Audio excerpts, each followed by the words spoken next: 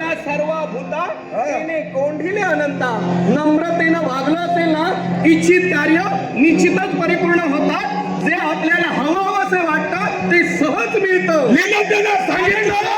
मिळवण्याची कला म्हणजे नम्रता, लीनता होय. लीनतेनं सांगितलं याचा परिणाम तुझ्यावर काहीच झाला नाही, म्हणून हे सारा कृत्य करण्याकरता दानवेश्वर लक्षात. अज्ञान हा तुम्ही अज्ञान. माझ्यावर परिणाम झाला नाही. तुम्ही शुद्धीवर काल बोलतात ते शुद्धीवर झालं. मला सांगा, माझं लग्न ठरलंय सांगितलं ना. लग्न ठरलं अजून झालं कुठं? झालं कुठं म्हणजे तुमच्याच पद्धत असेल, आमच्यात ही पद्धत नाही. याला शब्द द्यावा आणि दुसऱ्या समेत लग्न करावा, ही तुमची पद्धत. मी सौंदर्य पाहिलं, मला ते सौंदर्य हवाचं वाटू लागलं, ते मिळवण्याचा मी प्रयत्न करतोय. माझा इथं कुठं चुकलंय? तुझं चुकलंय, तुझ्या हातून चुकच घडते. तुझी घडू नये अशी माझी प्रामाणिक इच्छा. अजूनही संधी या मार्गाने चालते वा मार्गस्तवा. माघारी जाणारा दानवेश्वर महाबल नव्हे, या सौंदर्याचा खोदाबा करेल. त्यासाठी आता माघारी हे शब्द उच्चारायला फार सोपे वाटतात. बोलता सोपे वाटते, करणी करता शिरत होते.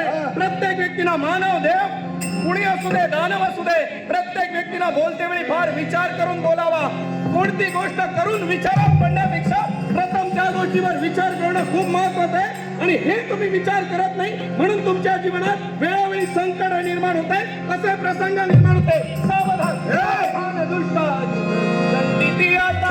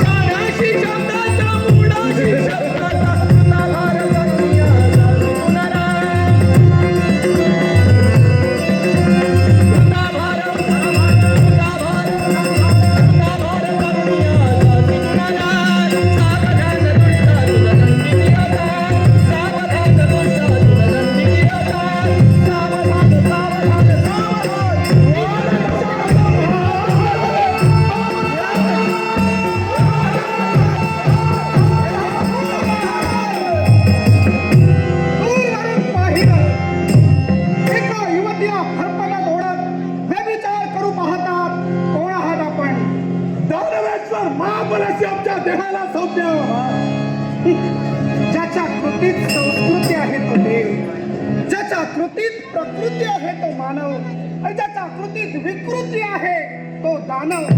दानवेश्वर माझी ओळखी नसेल आपल्याला. मृत्यूलोकातील मरत मानवांच्या लज्जा रक्षणासाठी ज्यानं वस्त्र निर्माण केलं, त्यांना वस्त्र पुरविलं, तो जीवेश्वर. अर्थात वस्त्र दुसऱ्यासाठी, इप्रत संरक्षणासाठी पुरविणं ही संस्कृती आहे. आणि तीच वस्त्र बलात्कारासाठी उतरविणं ही विकृती आहे. आणि ही विकृती तुमची ठरली. विकृती निर्माण झाली ही हिच्यामुळं, कारण या दानवेश्वराला हिनं होकार दिला नाही, म्हणून या दानवेश्वराच्या अंगी विकृती निर्माण झाली. दानवेश्वर महाबल हिचं उदाहरण सांगतात.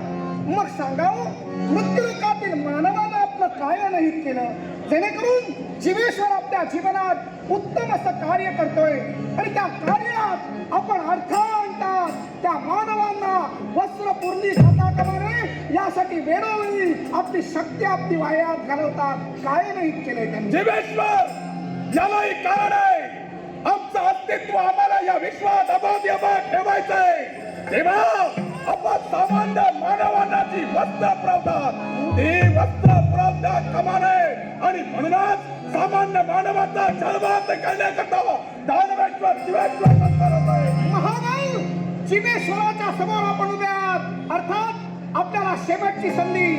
दोन अपराध माझ्या डोळ्यासमोर तुमच्याकडून घडले.